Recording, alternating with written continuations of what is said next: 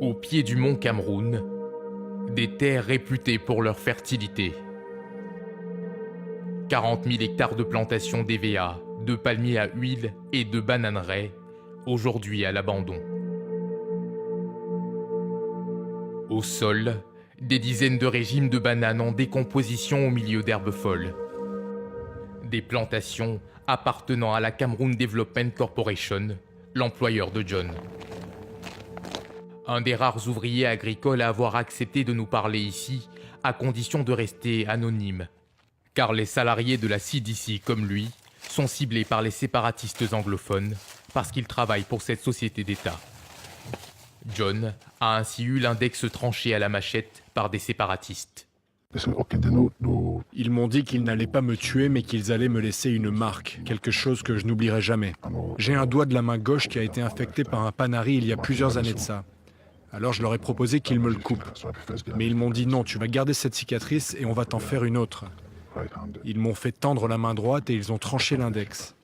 Ces hommes armés me disaient « Pourquoi tu continues de travailler ici alors que tu n'es même plus payé? L'argent que tu leur fais gagner est utilisé par le gouvernement pour acheter des armes, qu'ils utilisent ensuite pour nous tuer. » À 300 mètres, voici ce qui reste de l'usine où étaient empaquetées chaque jour 70 tonnes de bananes destinées à l'exportation.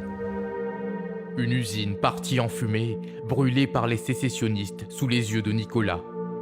C'est un des responsables du site qui veut rester anonyme par peur des représailles, un rescapé de l'attaque. 47 travailleurs ont été grièvement blessés.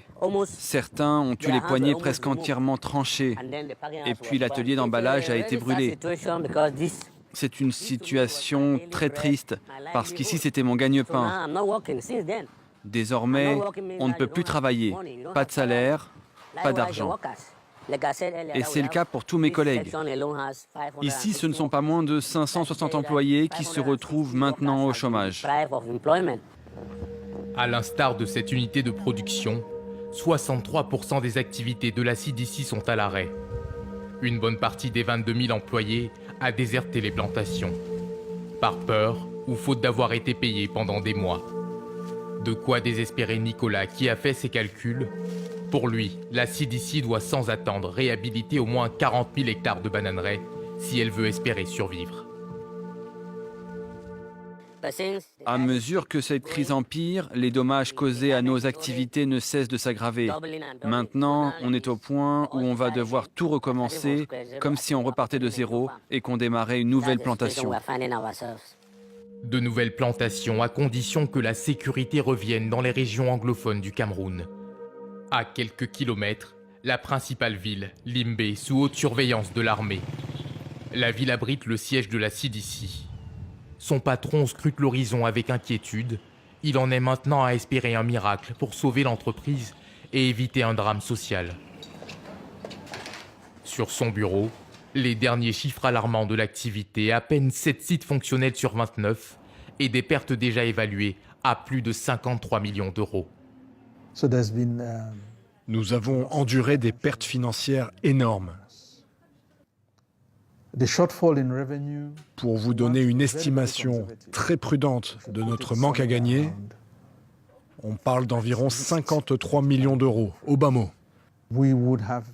Alors même si la sécurité revient, notre entreprise a besoin d'au moins 46 millions d'euros pour survivre.